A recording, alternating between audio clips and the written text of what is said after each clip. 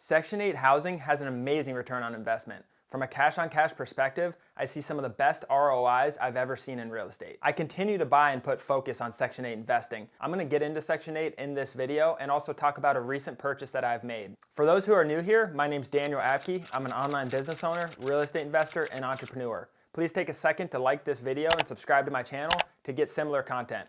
So what is Section 8? Section 8 is a program that allows landlords to rent apartments and homes at fair market rates to qualified income tenants. And I have another video specifically on this if you want to get into what is Section 8 and some of the pros and cons with Section 8. So let's dive into a property I recently bought in Cincinnati, Ohio for $210,000. I bought this property in a 50-50 partnership with my brother, and there's a few things to consider before we dive into the numbers. One, I'm very familiar with the market. I'm very familiar with Section 8, and I bought this in a market that I've already bought Section 8 properties, so I knew what they would rent for and I had some information on the area. Another thing to consider, this was a 4-unit property and it was 50% occupied at the time. So 2 units were occupied and 2 were vacant. Another thing to consider was I looked at about 20 to 50 properties before pulling the trigger on this specific property. And lastly, this was on the MLS and there was another agent involved. So this wasn't like an off-market deal. So it just shows you can make money on the MLS. There's still good deals out there. They're just harder to find. So I discovered this property, and just like any property, before I even get eyes on it or send my realtor there or an inspector or anything, I always run the numbers to see if it even makes sense, because most do not make sense. And I'm going to show you an example here of how I look at properties and how I analyze properties. It's a very quick, easy process. It's just something to kind of evaluate properties before even going and looking at them. That way you know if it's good or bad at that price or what price it makes sense at. So here's an example of how I run the numbers. I have my computer down here and I'm gonna run you through this. So at the top you can see, so it was listed for $249,900. It's 4 units. The income, and that's potential income based on some of my math over here of what we can get. So that's what we thought potentially it could rent out for Section 8. And I work with a property management group in the area who helps me a lot with that. You have your income here, and then you have your tax, and I run all the numbers: insurance, management, maintenance, capital expenses, utilities, landscaping. This is all monthly cost, right? Mortgage, cash flow. So after all of your income subtracted by all of your expenses, you have your cash flow. So I thought, okay, this property is cash flowing at $250,000, over $1,000 a month or so, and there's more opportunity there. I didn't want to buy it at $250,000. I thought that's right at the market value, and I want to get under market value. But at the same time, the amount of cash to close was only $62,000 if I was to get a loan on this. So that gave me a 22% return on investment from a cash-on-cash perspective, which is very good. So I thought, okay, this property makes sense at listing price.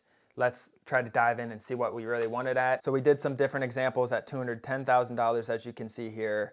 And we raised things like raised insurance and raised a few other things to make it look more realistic. And we run multiple scenarios on each one just to see if we get at this price, what's gonna happen? What if we can't rent it that much? What if insurance goes up? What if taxes go up? So we look at different case scenarios based on the price. So we realized it's a good deal. And I sent my realtor there. He said it looks great, doesn't need much work at all. The only issue was there were some furnaces that were old. They're gonna need replaced. So as you can see there, I ran the numbers, different case scenarios, and keep in mind this property had been sitting there for a while. And along with asking my property management group what they think it could rent at, I also looked on rentometer.com and different resources like that and looked at the available listings in the area. So I came up with a good area of what I thought it could rent for.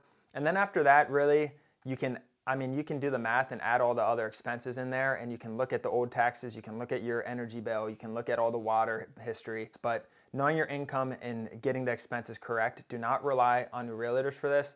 Do the math yourself. It really pays off in the end. And you want to make sure to factor in vacancy rate and other expenses that you know might be there. It might not be vacant now. In this case, it was. Always factor in a vacancy rate because you're not going to be 100% occupied all the time. And that's something you'll see investors get rid of when they're analyzing numbers. Oh, we're never going to be vacant. That's common. We see that a lot. I would not do that. If your numbers look good in worst case scenario, they're going to be great in best case scenario. You want good deals. You want wiggle room. After looking at that, I always like to look at my cash on cash return on investment. So I needed $62,000 to close that with a loan, bringing in $1,200 a month, and then you multiply that by 12 and you get your cash on cash return based on your annual cash flow divided by your total amount of money you needed to purchase it. And in this case, it had a really good return on investment. So now I know it's a good property from analyzing it. So now what do I do? So I spoke with my agent, who's a good friend of mine. We went back and forth. He looked at it, he got eyes on it. He also gave me his opinion, which is very valuable. There was no major red flags, like I said, besides the furnace. And we also went back to the listing agent on the other side and asked them for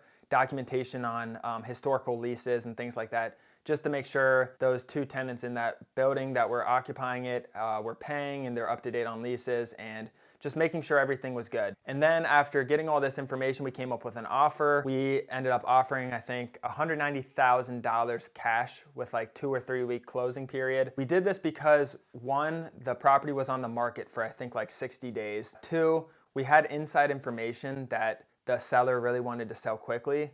So we knew by if we're offering cash, there's no financing contingency or anything, that we might have some wiggle room. So we offered $190,000 with a quick close. And as expected, the seller told us to kick rocks. Our offer was too low. And that's what happens in business. You send a bunch of low offers and one of them might be interested, but most of them just, shoo you away. So what happened next? So we went back 2 weeks later. It was still sitting on the market, wasn't pending, and I was keeping my eye on this. I always do this, just to see where they're at because they might change their mind. So we ended up going back to them and offering them $205,000 cash, quick close. Same offer, just $205,000. So after offering them $205,000, 3 weeks to close, quick close, no financing, they came back and said no. They countered at higher. I think they countered at like 225 maybe or something around there. And we told them no, we're not going to pay that much for it. We don't think it's worth that much. So we backed away again. So now we had offered them on 2 different occasions, and I kept monitoring it, and I even went back again. So I waited another week and I went back and I offered them $210,000 cash, quick close, same terms. And they called me back, or they called my agent back. My agent was handling all this for us. So they called him back and said, it's a deal. And we worked up contracts and we got the property for $210,000. And the only issue we had was the furnaces. So we ended up getting additional $4,000 off of that $210,000. So we really only needed $206,000 to close, plus some expenses here and there. So another thing we get asked a lot is, how did you find this property under market value? How did you find a fourplex for $210,000 that's bringing in that kind of income? And as you can see here, we offered them 3 different occasions. It wasn't smooth at all. It was mainly having inside information on the seller, knowing he's kind of interested, and knowing the area very well, and knowing our top dollar amount. And then we kept monitoring the property, and it was still listed, and we knew he wanted to sell it. So we went back a couple of times and ended up working out a deal. There are so many ways to get underpriced properties, and this is just one way of it. I like this property. I felt very strongly in it. I think we got a great deal. As you can see, it wasn't an easy process. We had to negotiate a lot, but it worked out in our favor in the end. I mean, it's never really that smooth. You just have to look a lot and be very confident in the price that you want it at. Get more offers out, and you'll make it happen eventually. The biggest thing for this specific deal, getting it under market value, was cash and a quick close, I think. That's very appealing to a property that's been sitting there for 60 days, and he's sick of the property. He doesn't live in the area. He's sick of maintaining it, and he just wants out. So we offered him that solution, quick close, cash, and done. Another thing to note is I bought this property while living in Florida. This property is in Ohio. It just shows you can do this from wherever. I have a good agent up there. I have a good inspector up there. My whole loop is closed. I got a good property management group. By having those people around, I feel very confident that I can buy a property while living in Florida, in Ohio. So once we closed the properties, I sent documents. I think I just had to e-sign. I had my realtor go to closing so he could get all the keys and get his check and everything. Finalized it, took the keys and dropped it off at my property management group. And now I just am managing my property management group, getting it rented out, getting it renovated, anything that needs to be done. And since 50% of the units in this building were unoccupied, that means some work needed to be done to get them occupied. And I think it was between $2,000 to $4,000 of work, drywall, painting, minor appliance issues. And we just got one of the other vacant units leased finally. So essentially, I bought this property for $210,000. And I got $4,000 off, so I bought it for $206,000. It needs about $2,000 to $4,000 of work, I think, to get it 100% occupied, and then I get a 20 to 25% return on investment after that. So this is one of many success stories with Section 8 that I've experienced. I encourage you guys to go watch my other Section 8 video on the pros and cons of Section 8, and really encourage you guys to look at it because it's kind of a hidden gem right now. But that's all, guys. I'll see you guys next week.